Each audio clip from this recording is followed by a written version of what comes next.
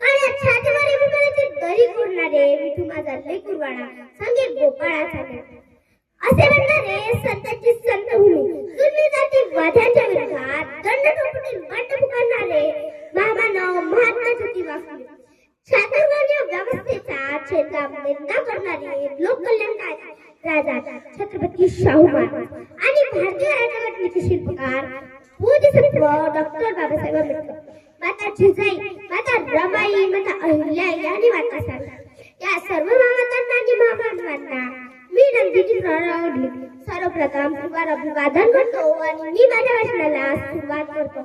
Doctor Babasaheb Ambedkar आज लोक यांना महामानव बोधिसत्व भारतरत्न या नावाने ओळखतात. मात्र आधी त्यांची परिस्थिती ही पुस्तक विकत घेण्या एवढी नव्हती. त्यांचे वडील हे अब्जाधीश व करोडपती नसून फक्त एक सामान्य व्यक्ती होते ज्यांनी आपल्या मुलाला वाचण्याची आवड असल्यामुळे एक वेळ उपाशी राहायचे पण मुलाला पुस्तक विकत घेऊन द्यायचे.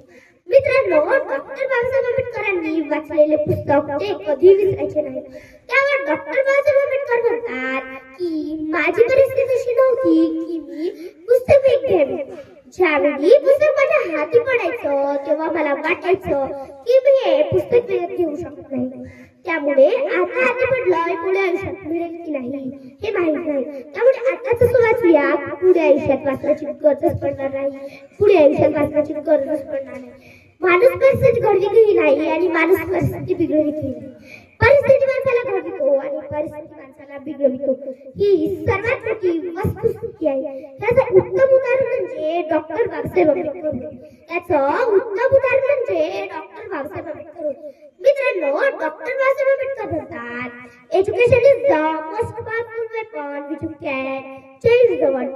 म्हणजे शिक्षण हे जग बदलून येणारे एक शक्तिशाली शस्त्र आहे. एक शक्तिशाली शस्त्र आहे ज्यामध्ये या भूमीमध्ये धर्म अधर्म याचा मुखवटा एक उल्लंघन होता. पाप पुण्याचं व्यापारीकरण सुरू झालेलं होतं. 4 पडद्यांपेक्षा 4,000 नदी निर्माण झालेल्या होत्या. नदीतल्या गोट्यातल्या शेणाला आणि भोजनाच्या पंक्तीला भलताच गावलेला होता. सामान्य माणसाच्या अस्पृश्याच्या अंगावर कोळलेली होती. त्यांनी आपल्या शिक्षणाच्या बळावर एक असे पुस्तक लिहिले की इच्छावर सर्व लोक समानतेने जीवन जगत आहेत. इच्छावर सर्व लोक समानतेने जीवन जगत आहे. त्यांनी आपल्याला शिक्षणाचा अधिकार मिळवून दिला. स्त्रियांवर असलेलं बंधन मुक्त केलं. त्यांचे आपल्या सर्वांवर उपकार आहे की जे पिढ्या पिढ्या मिटू शकत नाही. त्यावर म्हणतात वो नीले कोट का अफसर नहीं अफसरों का बाप था. वो नीले कोट का अफसर नहीं अफसरों का बाप था. अखंड भारत का सूत्र जिसने लिखा था उसकी कलम का एहसान न जाने कितने भट्टे पेटों पर है.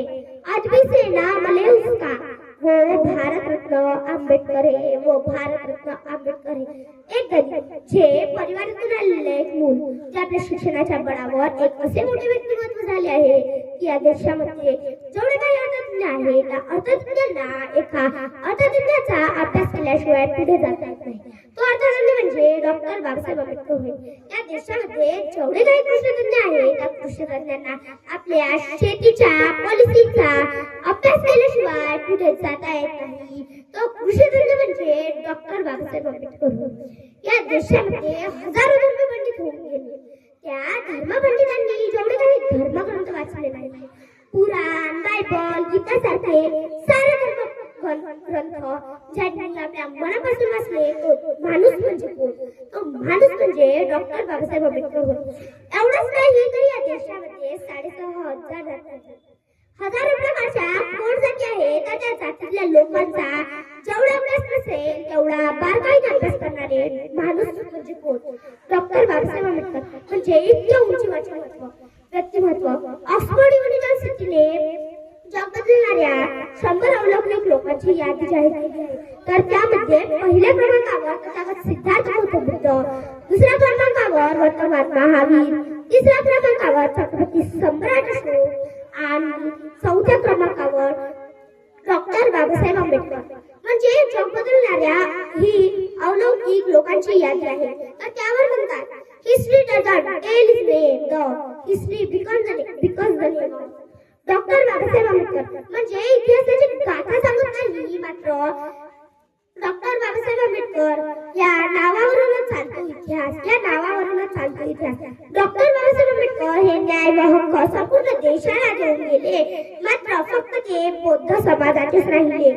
भीमा तुला विरोध करणारे तुझ्या मुळात शिकू लागले, भीमा तुला विरोध करणारे तुझ्या मुळात शिकू लागले. तुझ्या उपकाराने स्त्रीला स्वातंत्र्य मिळू शकले.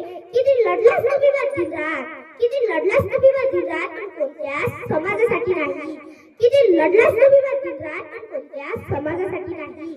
निस्वार्थी मन तुझं, तू तर संपूर्ण देशाचे भले केले, तू तर संपूर्ण देशाचे भले केले. धन्यवाद.